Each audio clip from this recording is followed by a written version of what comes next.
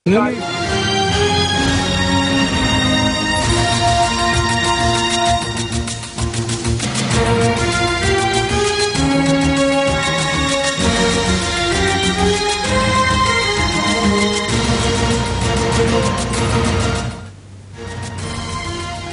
జిల్లాలో మళ్లీ ఫ్యాక్షన్ కక్షలు భగ్గుమన్నాయి.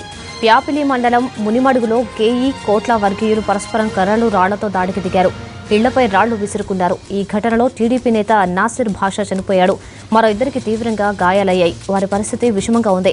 గ్రామంలో తీవ్ర ఉద్రిక్త వాతావరణం నెలకొనడంతో భారీగా పోలీసులను మోహరించారు.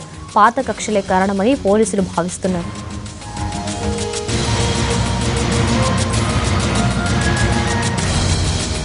దీనిపై మరింత సమాచారాన్ని మా ప్రతినిధి చంద్రశేఖర్ అందిస్తారు. చంద్రశేఖర్, ఓటు.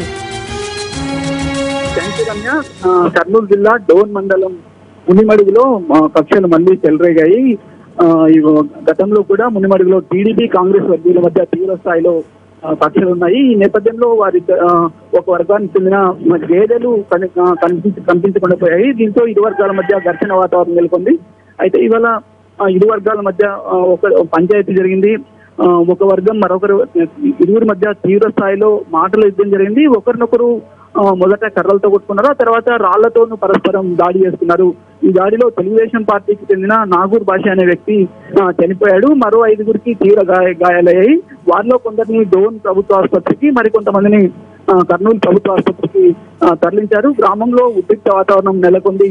అక్కడ పోలీసులు డోన్ నుంచి అదనపు పోలీసు బలగాలు మునిమడు గ్రామానికి వెళ్ళాయి. అయితే గ్రామంలో ఒక వర్గం గ్రామం విడిచి వెళ్ళింది. హత్యకు గురైన టీడీపీ కార్యకర్తను పరామర్శించేందుకు కర్నూలు నుంచి ఆ పార్టీ నాయకులు వెళ్తున్నారు. మొత్తం మీద మునిమడుగులో ఉద్రిక్త పరిస్థితి నెలకొంది. రమ్య.